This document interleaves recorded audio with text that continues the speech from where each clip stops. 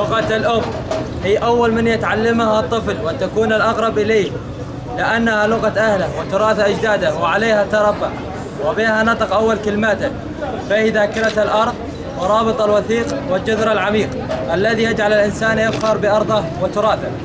أن وظيفة اللغة أساساً تنقل بين ثنايا معانيها ثقافة مجتمع وتراث الشعوب، وتعتبر حاملة القيم وتشكل الهوية الاجتماعية لكل أمة وأساس وجدانها.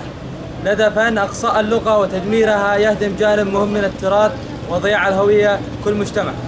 المجتمعات تعمل على تربية أبنائها على تلك اللغة وتساعد على رفع مستواها التي تجذر في عمق التاريخ وتشكل وجها من أوجه الحضارة، معلما من معالم الرقيق وتقدم. فقد تقنى الشعراء وتملق الأدباء على مر العصور وعبر الدهور باللغة التي شكلت رابطا بين الأفراد الذي يتكلمون بها، رابطا وثيقا لا يقل عن صلة الدم والرحم.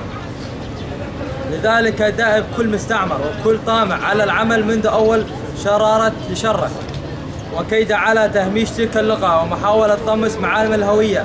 فلا قرابة أن نجد أن كل سياسة تنتهجها الدول طامعة هي محاربة اللغة ومحاربة الهوية والمحاولات الحثيثة لتغيير تلك اللغة لفك صلة التواصل بين الأفراد واستئصال الفرد من الجذر التي يفتخر بها ويعتز بها.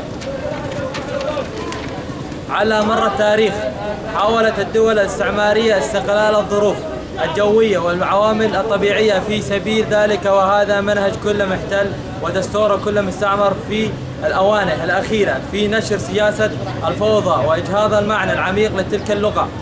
محاربة كل قوم وكل أمة يبدأ بمحاربة اللغة. الرحمة والخلود لشهدائنا والشفاء العاجل لجراحنا والحرية لأسرانا وقائدنا.